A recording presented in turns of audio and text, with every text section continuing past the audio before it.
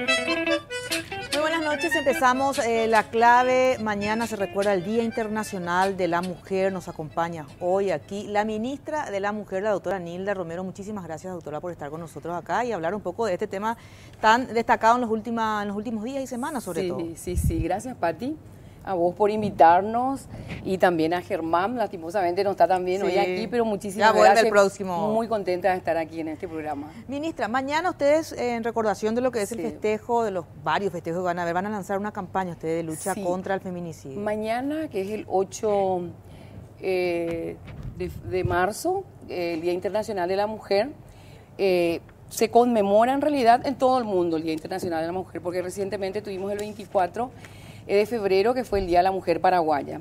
En esta fecha, justamente teniendo en cuenta los datos lacerantes y la situación que están viviendo las mujeres, que estamos viviendo las mujeres paraguayas con el tema del feminicidio, es que vamos a lanzar una campaña en el Hotel Granados a las 9:30, patrocinado y apoyado por ONU Mujeres, es decir, ONU Mujeres con el Ministerio de la Mujer. Vamos a lanzar una campaña que queremos que sea sostenida en el tiempo, que empieza mañana y queremos llevarlo hasta el mes de noviembre, el 25 de noviembre, que también se recuerda el Día de la Violencia contra la Mujer.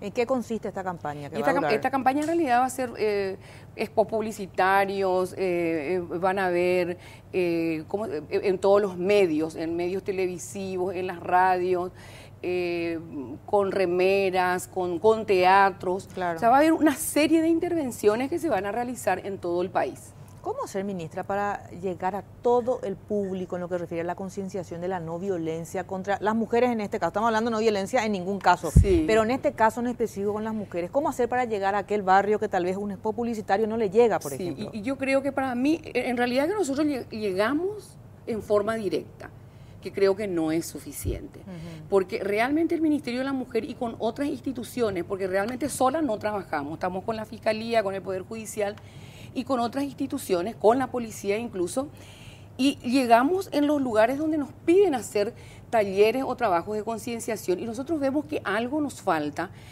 hacer una campaña más sostenida que pueda causar impacto en la gente, que no solamente también a través de las redes sociales, porque nosotros usamos mucho las redes sociales, pero vemos también de que las redes sociales no llegan a un sector de la población. Creo que en el interior es donde más se necesita ver por televisión o entregar dípticos, trípticos, o sea, necesitamos una mayor presencia en todos los lugares. Entonces, por eso es esta campaña sostenida que vamos a hacer y también cambiamos un poco el paradigma. El Ministerio de la Mujer históricamente trabaja solamente con las mujeres, o sea, todo lo que hacemos es en beneficio y buscando el bienestar de la mujer, nunca hemos trabajado con los varones. Y en este tema de la violencia, hemos visto que hay experiencias en otros países como en Costa Rica, en Uruguay, en Chile, en donde a través de un proyecto que se llama Masculinidades Positivas, se puede trabajar con los varones.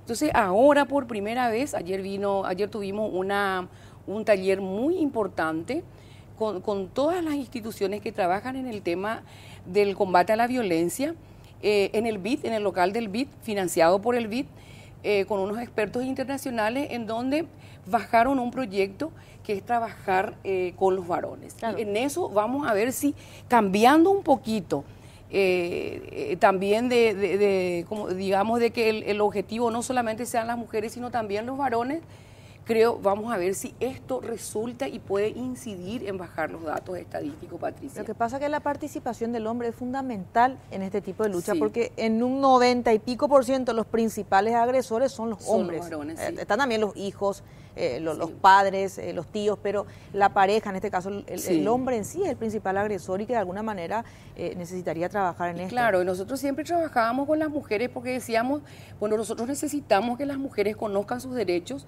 sepan qué tienen que hacer cuando están en una situación de agresión o de violencia, dónde tienen que acudir, con qué pueden contar, porque en realidad el Estado paraguayo cuenta con muchas instituciones que pueden darle apoyo a la mujer. Nosotros tenemos albergues Tenemos 2 albergues, tenemos en Central y tenemos en Curuguatí. Albergue para trata de personas también se tiene. ¿Qué quiere decir? Un albergue no es solamente llevarle a una mujer y darle un techo y comida. Tiene toda la asistencia, tiene asistencia jurídica, asistencia psicológica para ella, para sus hijos, por el tiempo que ella requiere hasta que esté en condiciones de volver a algún lugar donde ella pueda sentirse segura. ¿Cuántas personas albergan cada sitio? No tenemos, creo que hay 16 en un lugar y algo un poco menos en otro lugar. O sea, nunca llegamos hacia un tope de 50 mujeres. Pero ¿se puede atender hasta esa cantidad de personas? Sí, se puede perfectamente atender. O sea, pero nunca llegamos al tope. Y ahora también mañana la Municipalidad de Asunción está inaugurando su primer albergue municipal después de 17 años, Patricia. Hace 17 años se empezó a trabajar sobre la posibilidad que la Municipalidad de Asunción tuviera un albergue para mujeres víctimas de violencia y mañana, gracias a Dios, se inaugura, o sea que vamos a tener un albergue más. Ahora, ministra, el trabajo con la policía, con la gente que finalmente suele ser la primera cara que ve la víctima a la hora de denunciar, no le ve a nadie del Ministerio de la Mujer, a nadie de la Fiscalía, el primer trato es con el policía, con aquel miembro de la Policía Nacional. Sí. ¿Cuál es el trabajo que realizan con los policías? Nosotros, en realidad que la policía de hace muchos años reciben una capacitación de cómo tienen un protocolo de atención. Toda la Policía Nacional. Ahora nosotros lo que logramos con la constitución de una mesa de crisis fue solicitarle a la Comandancia Nacional la posibilidad de incorporar dentro de su currícula una materia que tenga que ver con la ley 5777, que es protección integral para las mujeres en los casos de violencia. Gracias a Dios nos comunicaron que sí, que ahora todos los aspirantes a policía van a tener que previamente rendir un examen sobre esta ley y también aquellos policías que quieren un ascenso. O sea que vamos avanzando en eso. Yo creo que la policía, si bien es cierto que algunas veces tenemos algunos casos de denuncia del trato que reciben o de no querer recibir la denuncia. O acusar directamente a la mujer de ser responsable de la golpiza. O cosas que no tienen que... Eso sí también necesitamos una mayor capacitación y llegamos con ello. Estamos trabajando bastante bien con la policía porque forman parte de la mesa interinstitucional de la violencia contra la mujer. Esta mesa es la que se había armado luego de este feminicidio que creo que era el sexto Esa del año. Esa es una mesa de crisis, sí. La mesa interinstitucional ya se formó el año pasado, en diciembre, porque nos mandata la propia ley 5777, en donde están representadas casi todas las instituciones públicas. Ahí está el Ministerio Público, está el Poder Judicial, la Policía Nacional, la Defensoría Pública, el Ministerio de la Mujer, obviamente, el Ministerio de Salud, un montón de instituciones con quienes, y está también representada la sociedad civil. Pero cuando hubieron estos casos muy repetidos, y al empezar enero nada más, ahora tenemos 9 casos de feminicidio. Hoy es creo que el número 9 y 2 en el exterior, que en realidad son 11 en total. Entonces cuando eso, con la desesperación, formamos una mesa de crisis. Y eso también nos dio la posibilidad, estamos trabajando también, Pati, en un proyecto de ley. Se necesita juzgados especializados para víctimas de violencia contra la mujer. Existe la Fiscalía especializada, pero no tenemos juzgados especializados. La Fiscalía creo que acaba de crear su unidad. Tenemos hace meses, sí, hace meses nada más, y están realmente también rebasadas porque es impresionante la cantidad de denuncias que diariamente se recibe, no solamente en la Fiscalía, en el sistema 911 creo que terminó el 2018 con más de 40.000 llamadas, en donde el 98% eran de mujeres víctimas de violencia. Nosotros tenemos el sistema de Sedamur, es de la misma manera, el sistema, la línea telefónica 137 que funciona 24 horas, también de la misma manera. O sea, las denuncias realmente... hay una cantidad impresionante que es lo que nos llama a la reflexión y al trabajo y que nos obliga a trabajar en forma coordinada, porque ninguna institución sola va a poder lograr ser eficiente en el combate a la violencia contra las mujeres. ¿Y el proyecto Ciudad Mujer, cómo se están caminando hasta ahora? Ciudad Mujer en Villa Elisa es realmente un centro de atención integral a la mujer. Ahí, Patricia, se van un promedio de 300 mujeres en forma todos los días, de lunes a viernes, que se atiende desde las 7 de la mañana hasta las 3 de la tarde. y es realmente una atención privilegiada porque ahí están 13 instituciones públicas, no solamente una atención en salud sexual y reproductiva u otras, porque también tenemos, aparte de salud sexual, también tenemos de sintometría, que es el equipo más sofisticado y más moderno, está ahí en Ciudad Mujer. Para de sintometría, que es el estudio que se hace en las mujeres más adultas con problemas de huesos, ¿verdad? Y tenemos también odontología, y ahora, a partir de mañana, está también una cardióloga que se va gratuitamente para prestar atención 2 veces a la semana. Es un centro de salud prácticamente, ¿verdad?, más sofisticado que cualquiera, exclusivamente para mujeres. Pero no solamente es un centro, no solamente una atención a la salud, sino también hay, por decirte, ¿verdad? Por ejemplo, está el registro civil. A veces se van las personas para hacer reconocimiento de filiación, se van para sacarse la cédula de identidad, si tienen, mientras que hacen sus estudios también pueden renovar su cédula o sacarse la cédula de identidad, porque tenemos también una oficina de identificaciones. Tenemos el módulo de empoderamiento económico que coordina el Ministerio del Trabajo, en donde están ahí mujeres y profesionales que están capacitando permanentemente a las mujeres, porque fíjate, desde las 4 de la mañana ya están 300 mujeres esperando ser atendidas. O sea, esperando que se abra el lugar. Por los sí, a las 6. A las 6 entran y a partir de las 6, a las 7 están todas reunidas sentadas. 7:15 vos no ves ya ni una persona. Hay una eficiencia en la distribución de las personas en los distintos módulos que ellas necesitan, que es impresionante. Se van con sus hijos y sus hijos tienen también un lugar en donde están profesionales del Ministerio de Educación que son profesoras parvularias que la atienden a los niños mientras las madres se hacen los estudios que ellos necesitan. Y tenemos también el módulo más importante, para lo cual siempre nosotros trabajamos, es el módulo de violencia, en donde ahí está la Fiscalía, está el Poder Judicial, está la psicóloga, está la abogada que le atiende también a las mujeres, y que la mujer, cuando tiene un problema de violencia, no necesita recorrer por diferentes lugares, sino que en un solo lugar ella ya encuentra la atención médica, encuentra la atención psicológica, la derivación del caso, ya está una representante de la Fiscalía que le orienta, o sea, recibe absolutamente toda la atención que necesita. Por eso es el éxito de ese lugar, Pati, por eso es que la gente se va y confía en Ciudad Mujer. Y el empoderamiento económico, ¿qué implica para una mujer que pueda hacer algunos trabajos que le logren conseguir algún tipo de ingreso, o qué específicamente es lo que implica eso? Se le enseña un montón de oficios ahí. Por decirte, por ejemplo, desde hacer bordados, lo que más requieren es hacer cocinar diferentes tipos de comidas que se le enseña, los profesores son de primer nivel, que está totalmente costeado por el Ministerio del Trabajo, a través de Sinafocal, que les entrega, incluso ellos salen con todo, salen con su cocinita, con sus cacerolas, como para ir a montar un mini emprendimiento en su casa o en el lugar que ellos requieran.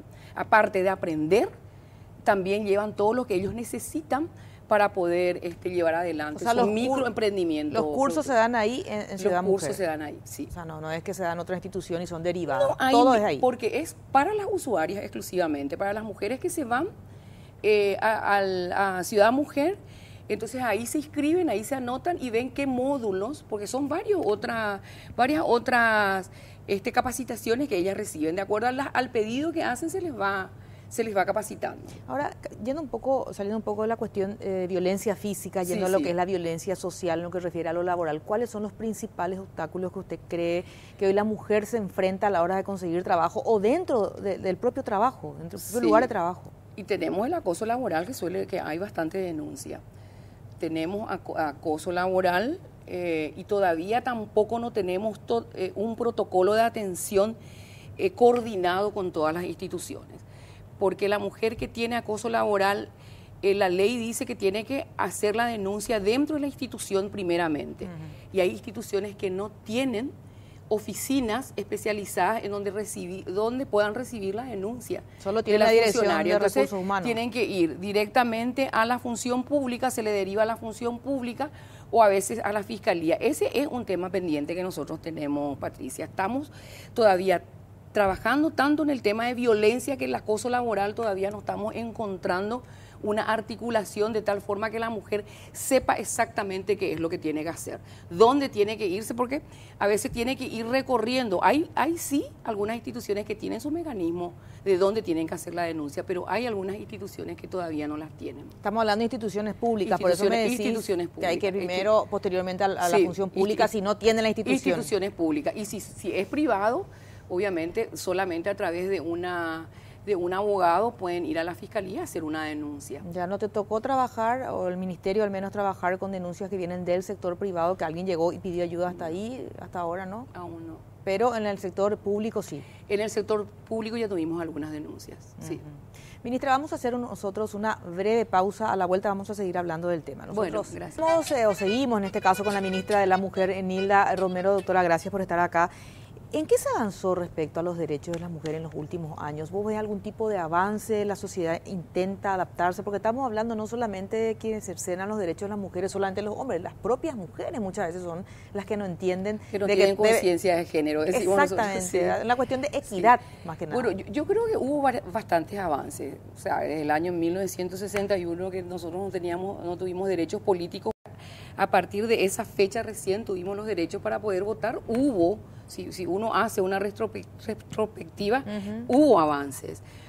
Pero en realidad, que si nosotros hablamos en los cargos electivos, por ejemplo, por decirte específicamente en ese ámbito, nosotros tuvimos un avance, pero también tuvimos un retroceso en estas últimas elecciones. Paraguay tiene la participación de la mujer en cargos electivos en un porcentaje de 16.5%. O sea, es bajísimo comparando con otros países. Entonces sí, si nosotros queremos decir, a ver, en el ámbito político, bueno, estamos mal. Necesitamos mejorar ostensiblemente nuestra participación. Y hay un discurso de algunos sectores que todavía como que se resisten a esa igualdad. Dicen, ¿y por qué cada uno no presenta su candidatura, prepara su movimiento, su partido? No es tan fácil porque esa estructura que hoy tienen esos grandes partidos son los que se necesitan, y que tienen cimientos de mujeres en esos casos. El tema es que tenemos listas cerradas.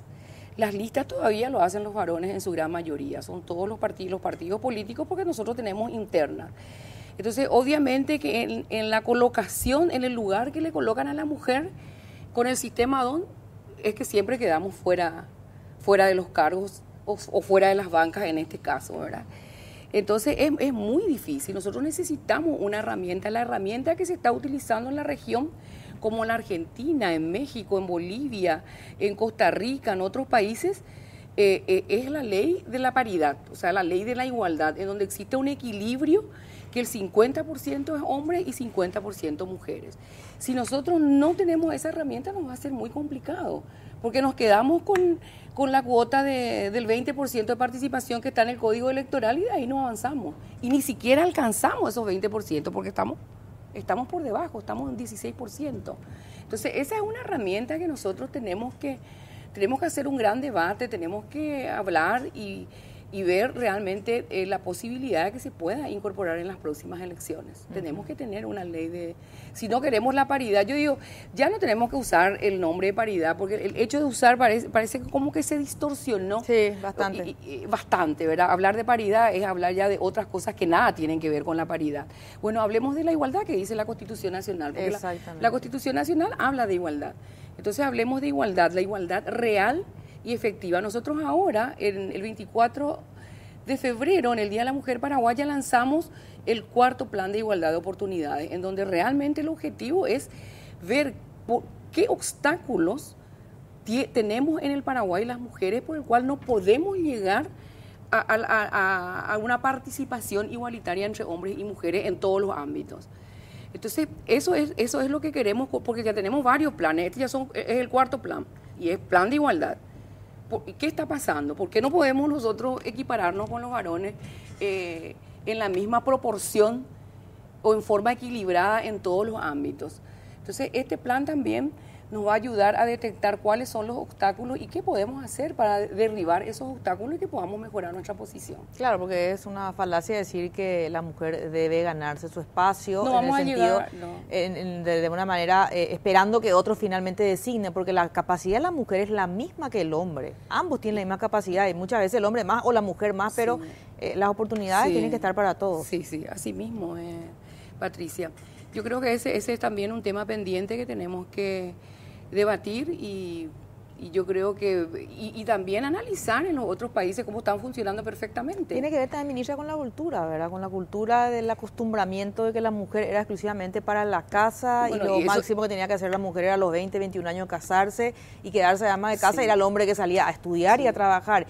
Y como que hoy ya no se vive tanto así, pero hay todavía cierta base importante que tiene ese pensamiento. A pesar de que la mujer sale a trabajar igualmente y aporta a la familia y al hogar, porque ahora hay un porcentaje inmenso de mujeres que sí trabajan y que aportan al sostenimiento del hogar, igualmente todavía el hombre, y por eso son los casos de violencia, Patricia, el hombre todavía se cree dueño de la mujer y que la mujer todavía es como un objeto para el hombre, en su gran mayoría. Por eso es que cuando están estos problemas de parejas, ¿qué pasa? Ellos directamente, si no va a ser para mí, lo mato. Y por eso están estos datos lacerantes que tenemos en los casos de feminicidio. Y tiene que ver con la educación también, ¿verdad? Con la forma que fue criado de ese hombre, sí, lo que le hereda al padre en lo que refiere a costumbres, a comportamientos, lo que ve, la violencia que ve el chiquito cuando es adolescente continúa, cuando es hombre y sigue igual con su pareja. Yo creo que también en eso, si nosotros miramos nuestras casas, yo creo que vemos que hubo un avance también. Vemos ya que nuestros hermanos no son...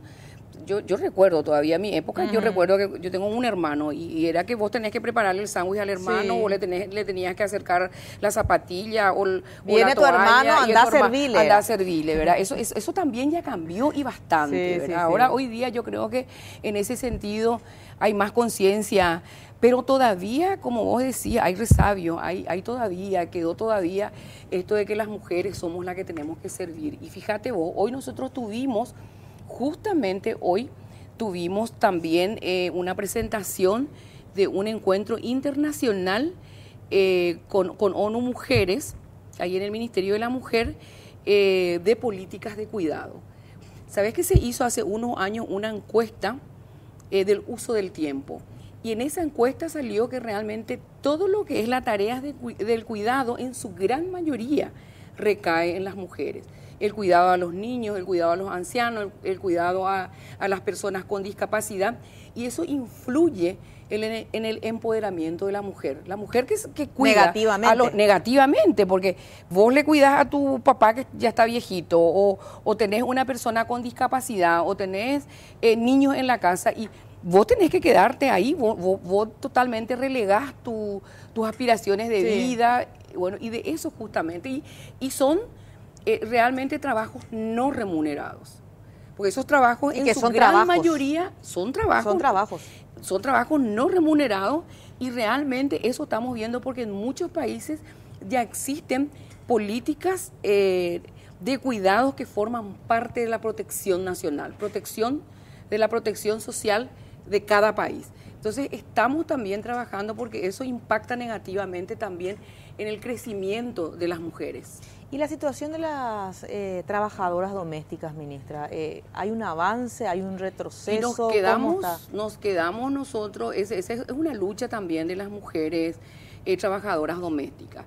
Existe una ley que nosotros creemos que es discriminatoria. ¿Por qué? Porque en la propia ley se establece que ellas solamente pueden ganar el 40% del sueldo mínimo.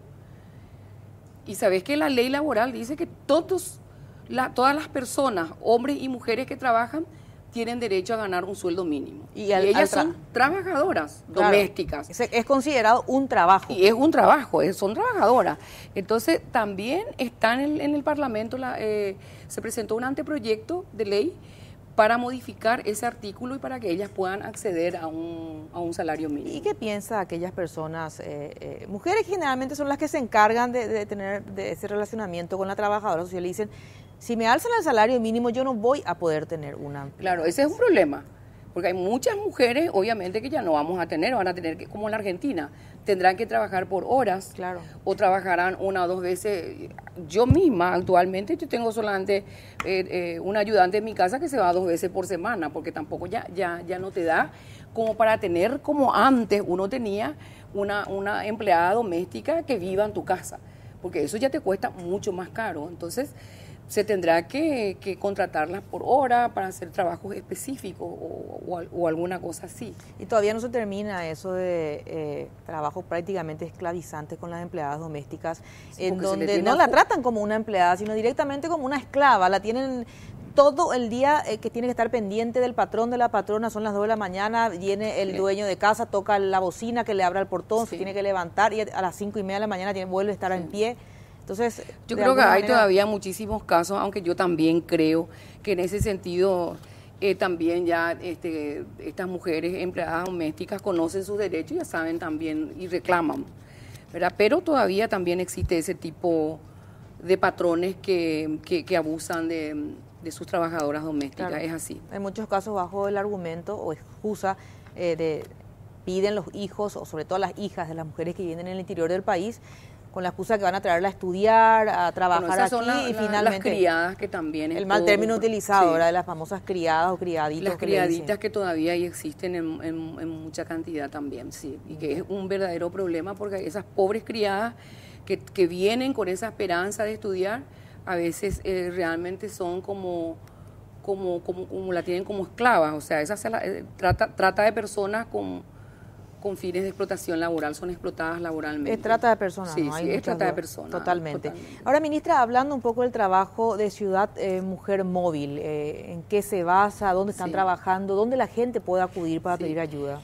Patricia, vos sabés que Ciudad Mujer Móvil es un orgullo tan grande que tenemos en el Ministerio de la Mujer, igual que Ciudad Mujer de Villa Elisa, que nos sirvió como modelo para poder presentar este proyecto de Ciudad Mujer Móvil de la gente. Ciudad Mujer está recorriendo, en este momento está en Ñembucú.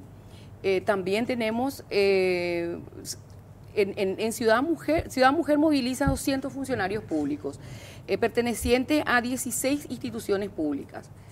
Cada institución se hace cargo de sus funcionarios.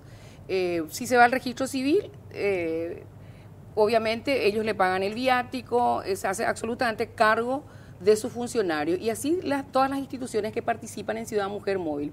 Ciudad Mujer Móvil cuando llega a una localidad, porque en realidad nosotros nos vamos a los lugares más alejados del país, no nos vamos en las cabeceras departamentales o en las ciudades o en los municipios, nos vamos en los lugares muy alejados donde están las mujeres más pobres o más empobrecidas. Que tal vez nunca salieron de esos distritos para ir a la ciudad, por ejemplo. Es impresionante, por decirte, estuvimos hace poco en Canindeyú, que no recuerdo el lugar, quiero recordar un lugar muy, muy, muy pobre realmente, Maracaná se llama el lugar donde fuimos, y ahí habían un montón de indígenas que las mujeres querían reconocerle a sus hijos, y estaba el funcionario del registro civil, y le dice el registro civil, no, tienen que traer una constancia de su hijo de nacido vivo, claro, para poder reconocerle.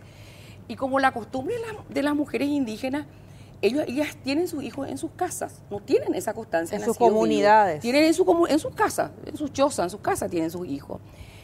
Pero la ley dice de que uno puede también reconocerlo con testigos. Uh-huh. Entonces le decimos nosotros, pero si la ley le habilita, puede conseguir 2 testigos con certificado de vida y residencia y puede hacerle el reconocimiento. Te digo, ¿cómo hace falta esa intervención nada más?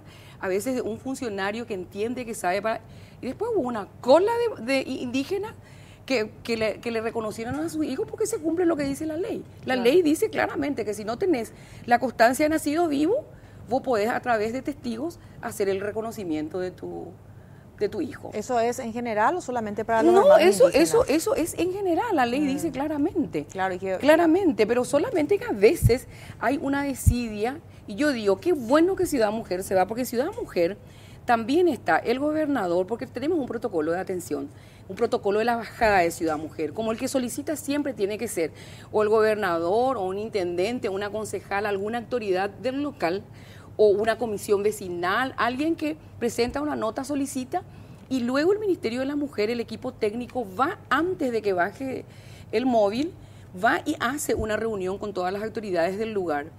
Y cuando va a Ciudad Mujer, todas las autoridades están ahí, está el intendente, su señora, el gobernador, el concejal.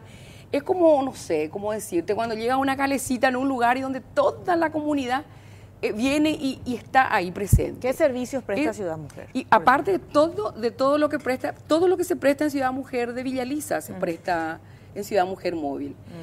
se va al módulo de salud, se va al módulo de empoderamiento económico, por decirte, se va, por ejemplo, funcionarios del Banco de Fomento, donde va con el programa Cuñaca Tupiri, y ofrece los préstamos que son exclusivamente para mujeres. Y ahí, como son los requisitos, hay muchas mujeres que necesitan información, se le da la información que ella necesita para acceder a esos créditos. O sea, es impresionante todo lo que uno puede hacer y cuántas cosas puede solucionar en ese momento, Patricia. ¿Cada cuánto viajan a esas zonas que Nosotros nos vamos 2 veces por mes, pero nos quedamos 4 días en cada lugar, porque vamos recorriendo en Ñembucú, en 3 lugares, en Canindeyú estuvimos en 4 municipios y así sucesivamente. Ya. Bueno, y vamos a ir cerrando, ministra, y vamos a una realidad lapidaria realmente que tiene que ver con los números de feminicidios, sí. ¿Verdad? Creo que mañana mucha gente va a marchar, sobre todo porque termine ya los feminicidios, aparte de lo que tiene que ver con la lucha por la equidad entre el hombre y la mujer. Sí, sí. ¿Tenés algunos números que tienen que ver? Yo te traje justamente, Pati, para decirte nada más cómo, que son estos números lo que nos moviliza a todos. En el año 2017 tuvimos 53 casos de feminicidio. En el año 2018 subimos a 59. Y este año, hoy hubo un caso de feminicidio, tenemos 9 en Paraguay y 2 en el exterior. Estamos hablando prácticamente como 5 feminicidios por mes. Sí. Y si seguimos así, vamos a terminar con un número más alto de lo que terminamos en el 2018. A nosotros nos dicen, en España es impresionante la cantidad de feminicidio, todo el mundo se alarma y siempre nos dan como ejemplo. Y sabes que en el 2018 hubo 60, uno más nomás que Paraguay. Nosotros somos solamente 7 millones. Y nosotros somos solamente 7 millones y tuvimos 59 casos. Es muchísimo. Nosotros tenemos que bajar estos números. Tenemos que bajar. Pero para eso tenemos que trabajar. Y esta campaña, Patricia, yo creo que va a dar impacto porque va a ser bastante fuerte la campaña. Va a ser una campaña muy fuerte. Ojalá va a tener un impacto. Ojalá así sea. Ministra, muchas gracias por venir. Gracias, Pati. Gracias. Bueno, nosotros tenemos que hacer una breve pausa. A la vuelta vamos a estar analizando la situación económica del país. Vamos a estar con un ex canciller, un economista y con un analista económico. Bueno, ya vamos a hablar de lo que importa mucho, que tiene que ver la situación económica del país. ¿Hay o no una recesión? Se habla de eso, hay una desaceleración. ¿Cuál es el término correcto? ¿Qué es lo que está pasando? Bueno, y para eso estamos con el analista económico y también tiene un masterado en economía, me decía Amílcar Ferreira. ¿Cómo estás? Así es. Buenas noches, Patricia. Un gusto compartir contigo, también con Rubén. Un cordial saludo a la teleaudiencia. Muchas gracias por estar acá. Y por otro lado estamos con el economista también, Rubén Ramírez, y ex canciller nacional, tanto tiempo. Canciller le dio por la costumbre ya, ¿verdad? Y siempre te decía canciller. Gracias por estar acá. Un placer estar también contigo, Pati, con Amílcar y con la distinguida audiencia de Noticias Paraguay de este programa clave. Muchísimas gracias. ¿Hay una recesión en la economía o hay un crecimiento desacelerado? ¿Cuál es el término, en este caso, Amílcar, que debe ser utilizado para no confundir a la gente y asustar sobre todo? Sí. Bueno, desaceleración, esto lo vemos con unas cifras de consumo que publica el Banco Central en forma mensual.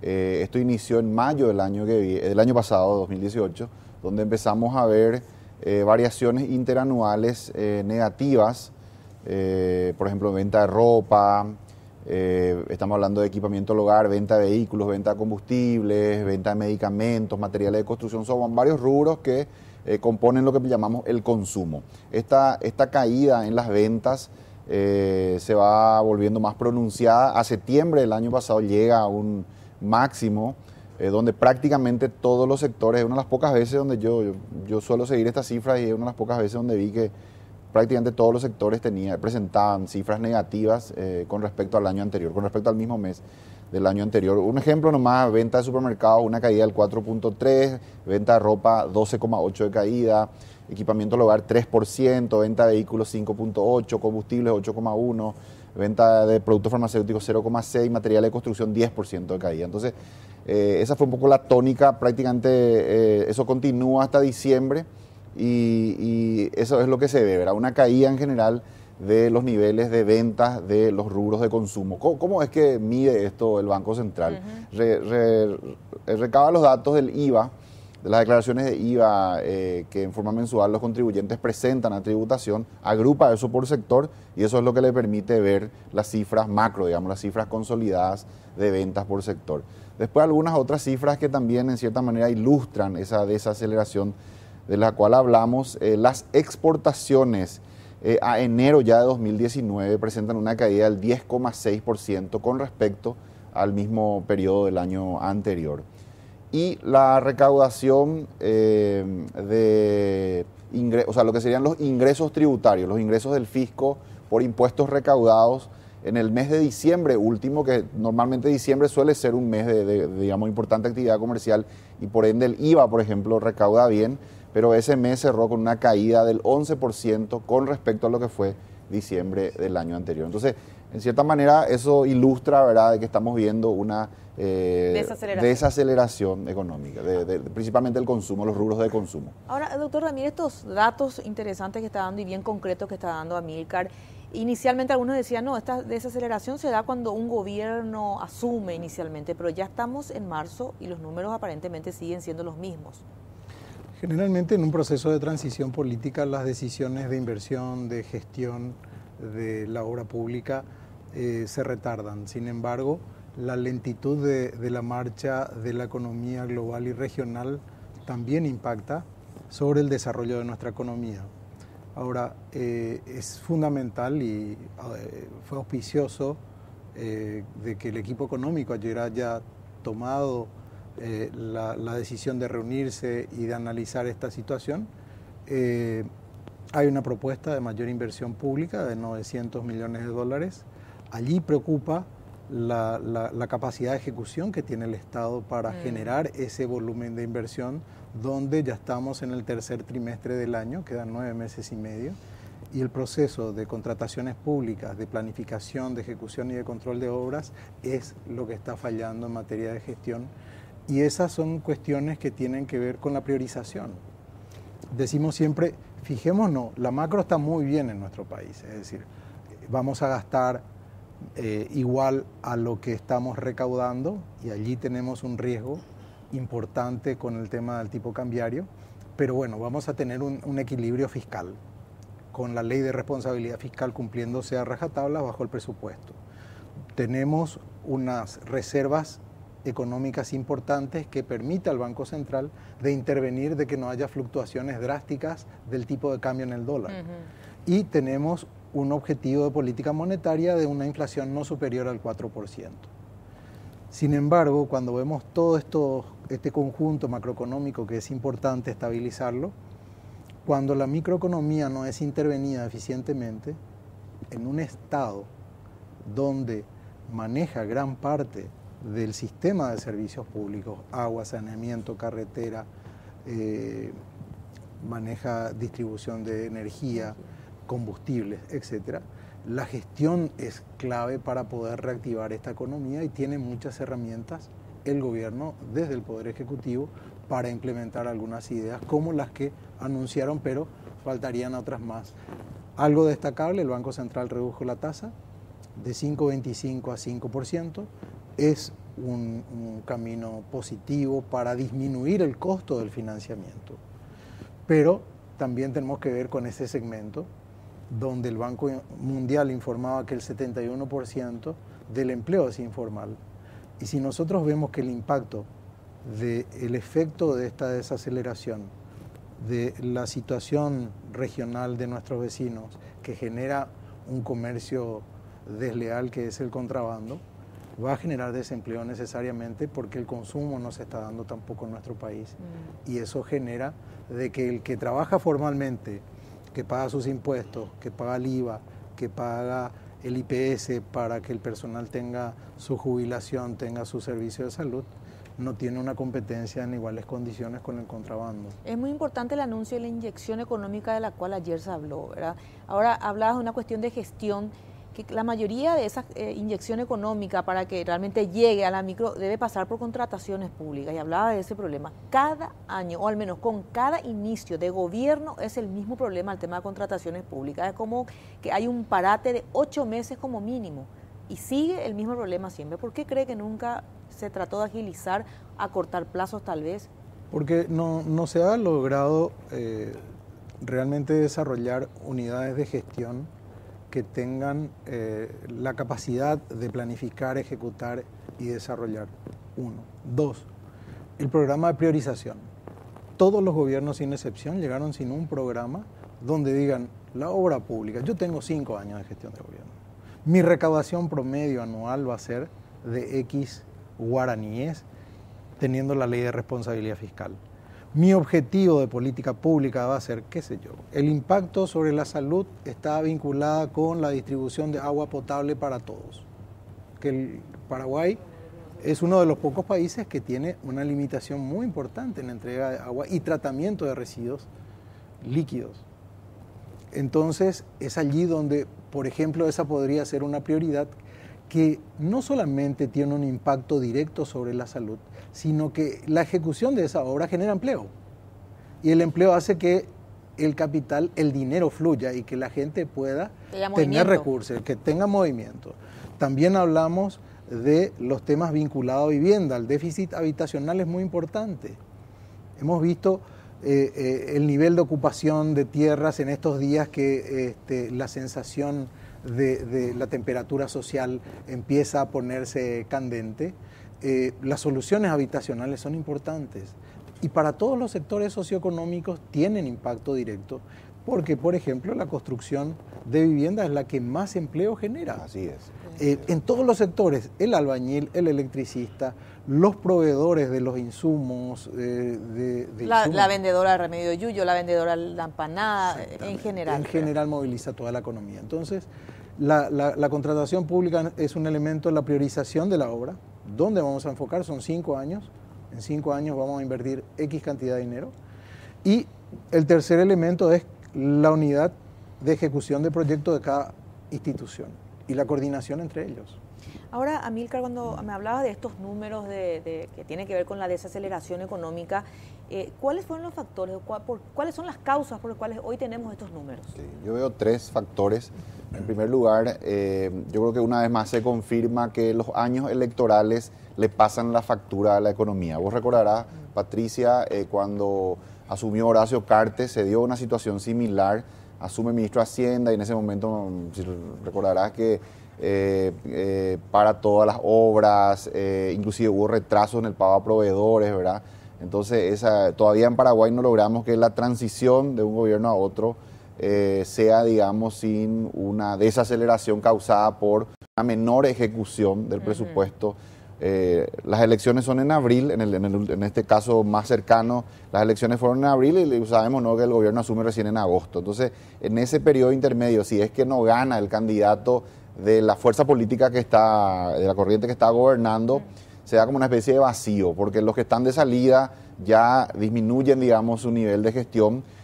Inclusive muchas veces los que van a entrar ya le piden que ya no ejecuten nada, digamos, para que queden recursos para cuando ellos asumen. Y los que van a entrar todavía no están al mando. Entonces se dan, casi diría, se hace que sea un año perdido, ¿verdad? Totalmente. Entonces, en primer lugar, eso, el año electoral. Por otro lado, también el factor externo que mencionaba Rubén, ¿no? Los 2 países vecinos sufrieron procesos de devaluación muy importantes. En el caso de Argentina, una devaluación de 125%. El peso se fue de 17 a 37%. Y en el caso de Brasil, 25%, ¿verdad? Entonces, esa desaceleración hizo que los flujos de comercio, o sea, en el caso argentino fue muy importante, que los flujos de comercio en cierta manera se revirtieran. Vos recordarás que hasta el primer semestre del año pasado, nuestros centros comerciales, la ciudad de Encarnación, estaban llenos de argentinos. Era como que estaban acopados. Estaba copado, ¿verdad? También, sí. Y eso se fue, apagando ya hacia el segundo semestre hasta prácticamente desaparecer. Hoy yo te diría, está en un nivel mínimo. Y últimamente, un tercer factor que también creo contribuye es este factor climático, ¿no? que hace que las perspectivas dicen de que este año se va a tener una zafra, una cosecha, digamos, de soja de 1.500.000 toneladas menos sobre las 10 millones que venimos produciendo. Eso va a tener un impacto importante. Y yo un poco en conversaciones con el sector importador veo que ya ellos están ajustando sus perspectivas de compras, porque en la medida que ingresa menos divisa también tenemos, ¿verdad?, va a haber menos venta de bienes de capital, por ejemplo tractores, etcétera, maquinaria, y eso también hace que ya ellos estén ajustando sus pronósticos de compra para este año. Claro, el periodo de zafra creo que empieza en septiembre del 2018 y termina ahora en... Claro, se siembra en septiembre, empieza, y la cosecha va de enero a mayo, más o menos. Entonces, en este mismo momento estamos en plena cosecha y ya en breve vamos a saber seguramente los números definitivos y eso prácticamente ya marca en gran parte lo que va a ser el año económico. Y bueno, esa es la situación. Ante eso, ¿verdad? Yo coincido con Rubén. Por un lado, ¿verdad? Destaco el hecho de que el equipo económico haya reconocido la situación y haya anunciado algunas medidas que yo creo que todavía incompletas, pero de todas maneras son medidas importantes. Yo le agrego a lo que comentaba Rubén. Vemos en Paraguay que normalmente en la ejecución presupuestaria el primer semestre suele ser como lento, todavía no arranca la maquinaria y después eso se acelera en el segundo semestre, sí, porque también tiene que ver seguramente con que Hacienda recauda poco en la primera mitad y después a poco va liberando los recursos. Yo creo que habría que arbitrar los mecanismos, especialmente en el rubro de inversión, donde ya con la emisión de bonos que se hizo los recursos están asegurados, de tal manera que eso no ocurra, que la ejecución sea a pleno desde el inicio del año, desde ahora, lo decía Rubén, ya pasaron 2 meses, quedan 10 nomás ya de este año y vemos una desaceleración. Entonces creo que más que nunca es importante que la ejecución sea oportuna, sin atrasos, que Hacienda libere los recursos, que en todo caso sí hay que arbitrar mecanismos de calce presupuestario para que eso pueda ser posible, impulsar al máximo esa ejecución presupuestaria. Y yo le daría el énfasis, me parece muy importante lo que dijo Rubén, la priorización es muy importante porque cuando hablamos de obra pública, otra vez hay obras que tienen mayor impacto, que generan, digamos, una mayor distribución de ese ingreso, de lo que se va a invertir, y otras obras que tienen un menor impacto, cuyo impacto más bien va a ser a más largo plazo. En ese sentido, creo que un programa importante de vivienda sería muy, digamos, valga la redundancia, importante dentro de ese paquete, porque como ningún otro sector, la construcción de viviendas, aparte que tiene un impacto social muy importante, en estos días vemos, ¿no?, toda la problemática social que hay alrededor del tema vivienda. Décadas. Entonces, moviliza el efecto distributivo, el impacto que tiene para, como se dice en lenguaje sencillo, meter circulante a la economía y que eso llegue a un sector amplio de la población, es máximo en el caso de la construcción. Lo que decía Rubén, el que fabrica ladrillo, los albañiles, en fin, toda la cadena que está vinculada a la construcción de vivienda. Además de otras obras, ¿verdad?, que también van a ser importantes, pero creo que el tema de vivienda debería ser una parte, y termino con esto, ¿verdad?, muy importante de ese paquete. Totalmente. Ahora, Rubén, ¿qué se puede hacer? O sea, ¿el gobierno qué puede hacer? Si a vos te toca de alguna forma asesorar al gobierno, ¿cuáles son algunos, qué sé yo, 5 puntos que podrías recomendar para hacer frente a lo que es esta desaceleración que se está dando? Lo primero sería tratar de tener una política cambiaria que sea lo más balanceada. Allí está el gran desafío del equilibrio macroeconómico de las cifras que me permitan dar competitividad.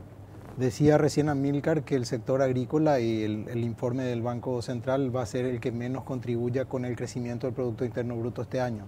De manera que hay que buscar motores en el sector secundario, que es el sector industria, y en el terciario, comercio y servicios.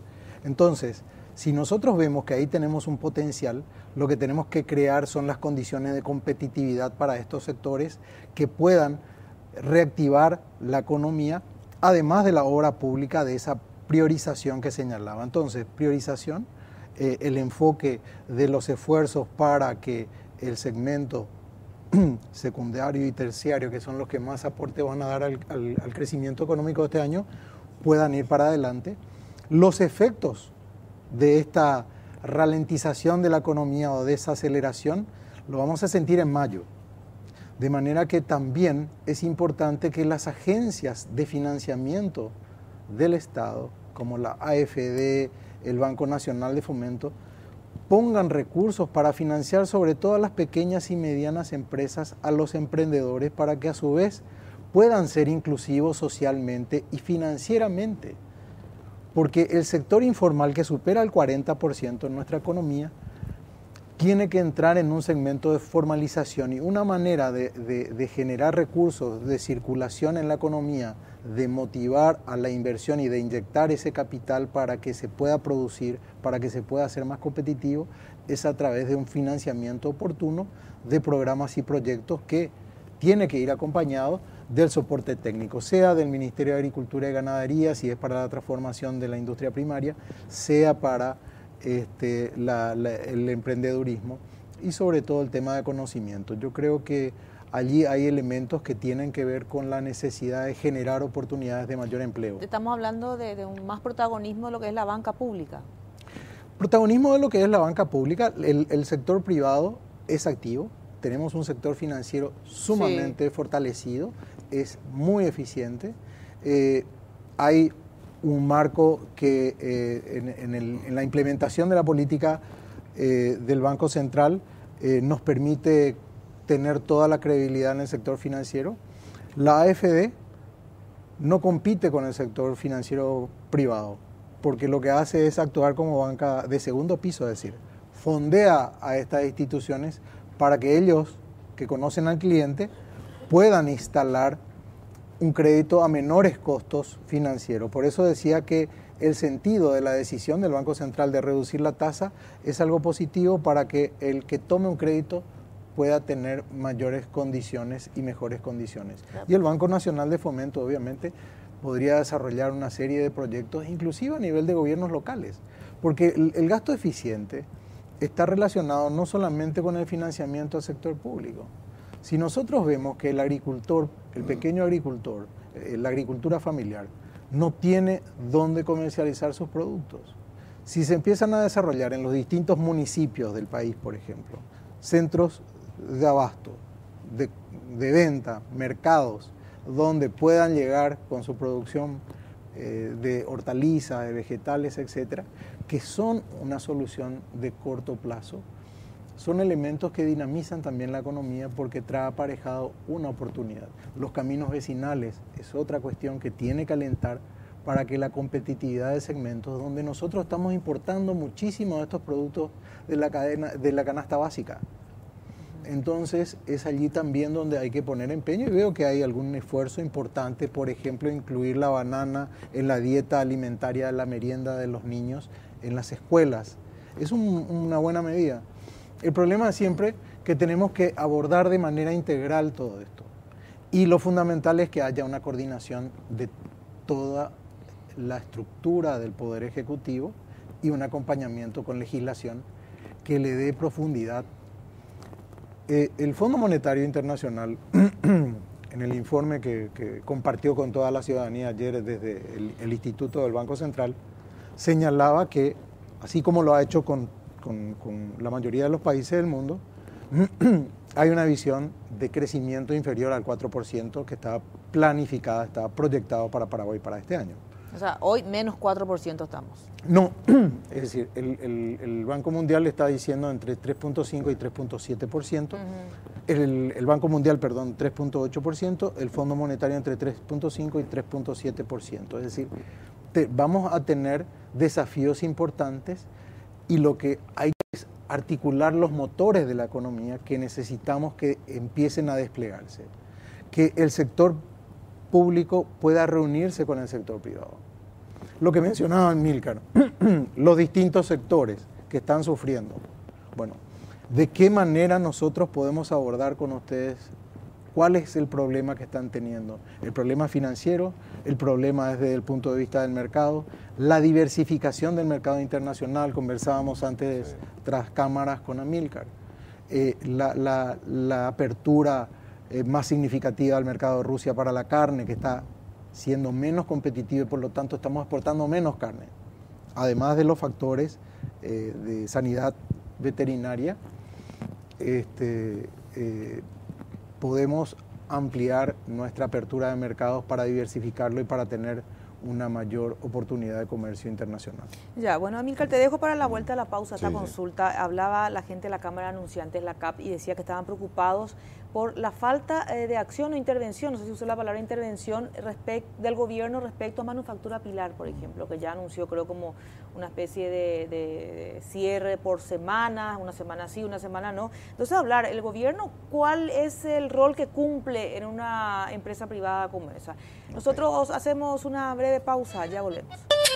Bueno, le preguntaba a Amílcar qué opinaba sobre la opinión de la CAP sobre la falta de acción de parte del gobierno respecto a Manufactura Pilar, que anuncia una especie de cierre temporal o intercalado de alguna forma, Amílcar. ¿El gobierno tiene o no acción en esta situación? Por un lado, quiero decir de que las acciones que puede llevar adelante el gobierno también son limitadas. O sea, no hay que esperar de que en una economía de mercado el gobierno resuelva todo. Dicho eso, hay algunas cosas que puede hacer. Creo que esa famosa preferencia por los productos nacionales, por ejemplo, en las licitaciones, de repente, no sé, se me ocurre, el Estado va a comprar, no sé, la Secretaría de Emergencia Nacional va a comprar frazadas o tela o lo que sea. Entonces podría quizá aplicarse, ¿verdad? En un año como este, realmente esa preferencia por los productos nacionales. Eso en primer lugar. Por otro lado, yo veo una gran oportunidad para también ayudar, ¿verdad?, en este momento de desaceleración en la política crediticia. Eso que decía Rubén, yo creo que la banca pública, el Banco Nacional de Fomento, entre comillas, más que nunca tiene que tener protagonismo, ¿verdad? Creo que también las autoridades tendrán que estar muy atentas, no tanto ya a lo macro. Yo creo que en cierta manera en Paraguay la etapa donde nos ocupamos de la macro ya está, es un capítulo cerrado, la macro ya está ordenada y funciona, casi te diría piloto automático. Ahora es el momento de la micro. Entonces creo que la mirada a partir de ahora y en especial este año tendrá que ser más bien micro, ver cuál es la problemática de cada sector, inclusive ver empresas que son importantes para el país. Por el lado de la política crediticia, asistencia financiera, un paquete, digamos, ya sea de financiamiento a través del Banco Fomento y la AFD, puede ser para invertir, o le agrego también yo, quizá, ¿por qué no?, también para refinanciar algunas deudas y aliviar, ¿verdad?, esas empresas en este momento, podría ser muy importante. Ocurre, Patricia, que si bien la AFD tiene fondos para financiar esas inversiones, no siempre la banca privada tiene el apetito, el interés por canalizar esos fondos. Y sí o sí tiene que pasar por la banca. Tenés de un lado, claro, tenés empresas que tienen proyectos de inversión y que quieren invertir, y tenés la AFD que tiene los recursos.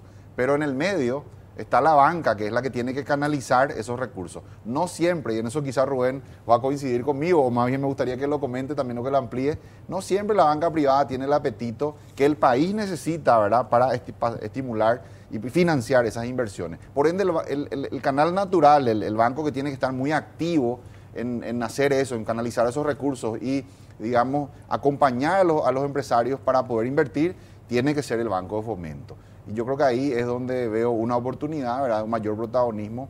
El Ministerio de Industria y Comercio hace atracción de inversión extranjera, y eso creo que este año va a ser particularmente importante el poder. Yo creo que ya no hay que hacer atracción de inversiones con escopeta, eso salir y hacer, digamos, presentaciones. Tendremos que ser más bien con rifle de precisión, ¿verdad? Ver qué empresas son las que nos interesa que vengan, o por ahí ya están pensando en Paraguay, y trabajar sobre esas empresas, por un lado. Y a eso le agrego, también hay que hacer atracción de inversión interna. También creo que el Ministerio de Industria tendría que trabajar, dialogar mucho este año con el empresariado nacional, estimularle a que inviertan y poner sobre la mesa, ¿verdad?, ese financiamiento que desde la política crediticia, desde la banca pública, puede acompañar esa inversión. Si se tiene éxito en esa tarea de dialogar, estimular, incentivar a nuestro sector privado a que invierta, y que parte también de ese estímulo sea el financiamiento barato a largo plazo, creo que podemos sortear este año de desaceleración con éxito. Pero en el caso de manufactura, que específicamente manufactura, es el caso que hoy está en el tapete, ¿verdad? Sí. Aparte de lo que decía, de las compras que puede hacer el gobierno, sí, como institución, como Estado. Exacto. ¿Qué otro tipo de acción puede tener el gobierno? Y por ejemplo, asistencia crediticia. Hay que ver un poco cómo está su pasivo, si por ahí no se puede dar algún alivio, alguna ayuda, quizá parte de ese pasivo. Lo que recién mencionabas respecto tirarlo al más largo plazo, en fin, esas son cuestiones, ¿verdad?, micro, que hay que ver. Yo creo que las autoridades tienen que prestar atención a esto y dialogar, ¿verdad?, con el sector privado. Por ese lado se podría encontrar algún tipo de ayuda. Y le agrego lo que mencionó muy bien Rubén, también la apertura de mercados, porque en este momento, por ejemplo, en el mercado de la carne, estamos exportando menos carne porque hay algunos frigoríficos que fueron cerrados en su momento por Rusia. Ya los trámites para la reapertura de eso están concluidos, nada más se está esperando. Y ya el plazo que normalmente transcurre para que se dé la reapertura ya prácticamente ya ha transcurrido. Entonces quizá una gestión de la Cancillería, ¿verdad?, para acelerar esos procesos, ¿verdad?, podría ayudar mucho. Yo sé que hay stocks importantes en este momento en el rubro carne, sí, que apenas se liberen esos mercados van a reactivar la exportación. Entonces creo que cualquier ayuda que se pueda brindar al sector privado en ese aspecto, tanto de las autoridades sanitarias, que creo que ya han hecho su trabajo, más bien de la Cancillería, para acelerar un poco esos procesos, pueden de ser mucha ayuda. En resumen, creo que la gestión económica de este año va a tener que ser micro, va a tener que ser, digamos, de sectores específicos, empresas específicas, a ver qué necesitan, qué pues, se puede movilizar, asistencia crediticia, ¿verdad?, para poder pasar este momento. Ya.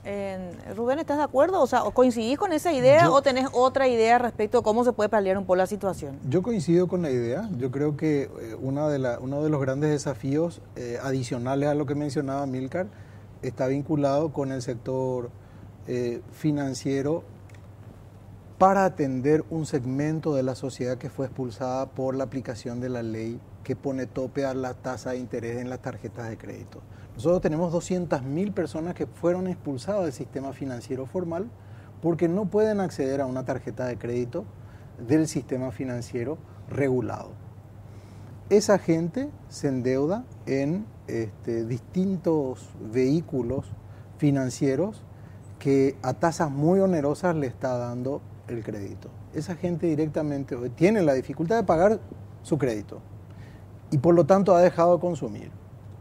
Si nosotros asociamos de que ya no viene el volumen y la cantidad deseada de turistas de Argentina y de Brasil, que era un gran segmento de mercado, además de la exportación a otros países extra Mercosur por parte de la industria textil, pues no solamente la industria pilar está afectada, hay otras, y muy importante, hay una que está despidiendo más de 200 personas en estos días, tienen un impacto muy grande en generar esas condiciones, esas mejores condiciones de acceso al financiamiento por parte del consumidor.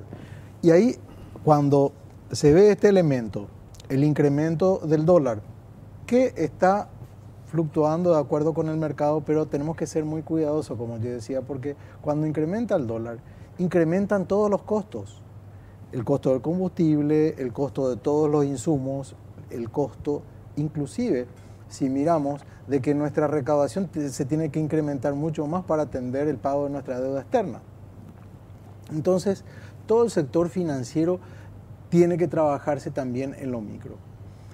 Los organismos internacionales ratificaban sobre lo importante que es empezar a regular las casas de crédito, las cooperativas, que tienen que tener un sistema regulatorio mucho más importante para mejorar el perfil de estas mismas, y aquellos que están prestando a tasas usurarias.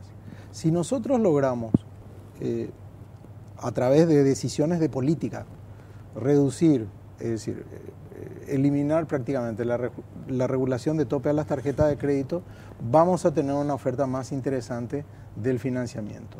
Y ahí hay otros elementos que tienen que ver con cuánto cuesta hacer una transacción con una tarjeta de crédito en Paraguay. A las empresas le están cobrando entre 6 y 12% por operación. Entonces, esos son otros elementos que hay que analizar, de qué manera el sistema financiero, a través de una regulación que vaya más allá del sistema formal, llegue a estas casas de crédito para que el consumidor paraguayo tenga menos impacto. Lo segundo, hay modelos muy interesantes para abordar el tema del desempleo o el impacto que tienen las empresas.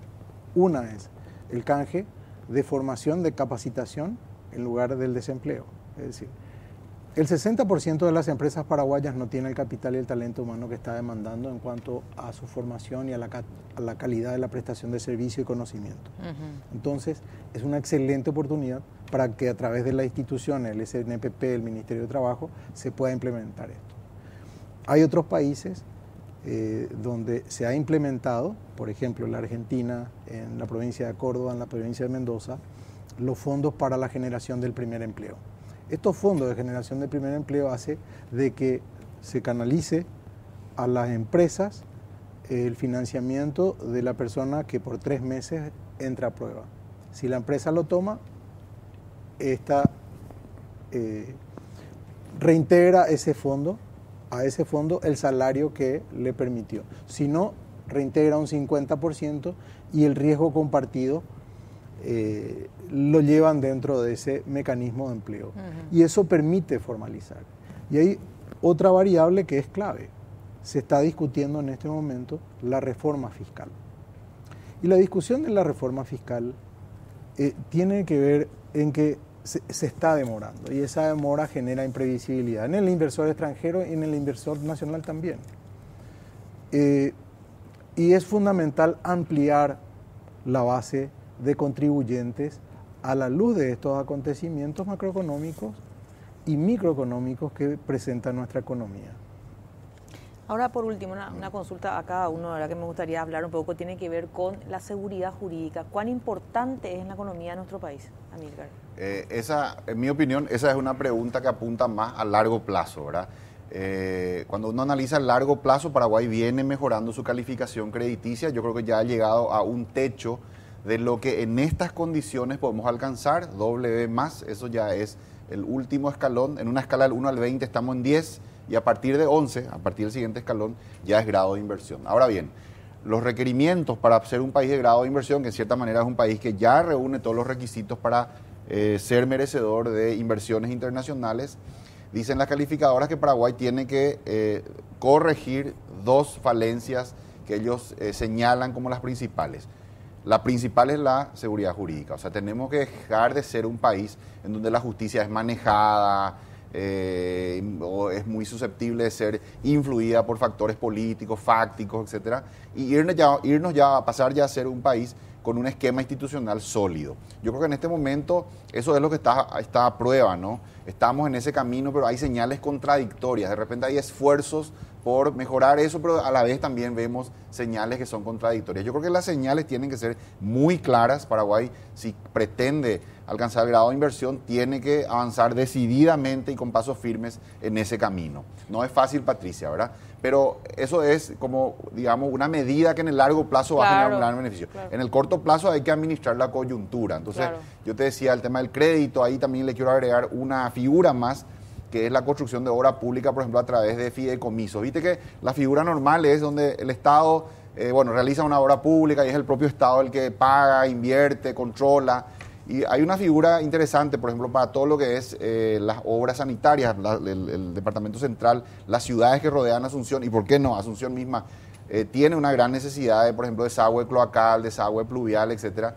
Y hay una figura donde se le puede dar participación al sector privado, que es la conformación de un fideicomiso, donde ahí se depositan los fondos, pero una entidad privada, banco, que por ley en Paraguay es la que tiene que administrar un fideicomiso, puede ir, digamos, liberando los fondos para la construcción y luego los recursos generados por las cobranzas, por el uso de esa infraestructura, lo que vos pagás, digamos, por conectarte al desagüe cloacal o pluvial, van de nuevo hacia el fideicomiso y con eso se paga la deuda tomada o los recursos invertidos. Entonces, eso permitiría que el sector privado también coadyuve, participe o trabaje en conjunto con el sector público y se hagan un montón de alcantarillado sanitario, por ejemplo, ¿verdad? Perfecto. Y son figuras que están ahí, pero que nada más falta impulsarlas y podría generar también ese tipo de obras, genera muchísimo empleo, ¿verdad? Emplea mano de obra, así que podría ser también muy interesante. Fantástico. Mira, Rubén, tengo 30 segundos. ¿Cómo ves hoy las instituciones del Estado en lo que refiere a seguridad jurídica, a transparencia, organización en general? Creo que ahí hay que poner mucho esfuerzo. Creo que el marco regulatorio tiene que ser mucho más nítido y ese es otro de los reclamos de las calificadoras internacionales. Por darte un ejemplo, el tema de combustible. Tenemos una entidad reguladora que a su vez compite en el mercado con el privado. Entonces, esa disyuntiva sobre cuál es el límite, la frontera entre uno y otro, es el tema que hay que resolver y en muchos sectores. Y el segundo elemento, el fortalecimiento de las instituciones tiene que ver con la capacidad de ejecutar obras, con la capacidad del Estado de contratar. Tenemos una ley de APP que solamente pudo hacer la ruta 2 y 7. Y el Estado sigue fallando con la liberación de las franjas que están ocupadas por terceros. Es decir, tuvimos el problema de Metrobús por la falta de instituciones fuertes.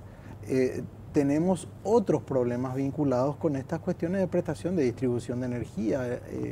Los cortes permanentes de energía eléctrica tienen que ver con la necesidad de que haya el cumplimiento de la ley que dice que la Administración Nacional de Electricidad en Paraguay tiene que ser financiada con sus recursos, pero sus recursos van de nuevo al presupuesto y por lo tanto no tiene el destino final para el que se estableció esa empresa. Y esa empresa puede tener todos los recursos para poder energía de primer nivel mundial. Bueno, realmente este tema da para hablar para mucho más, pero penosamente el tiempo nos quedó corto, así que Amílcar, Rubén, muchísimas gracias por venir hoy a Noticias Paraguay. Un placer, Patricia, un gusto estar contigo en este programa y que se recupera nuestro amigo. Sí, ya el jueves próximo, Germán, ya está. Igualmente, Patricia, un gusto, un placer, muchas gracias por la invitación. Bueno, La Clave vuelve el próximo jueves. Gracias por acompañarnos y sigan con Noticias Paraguay.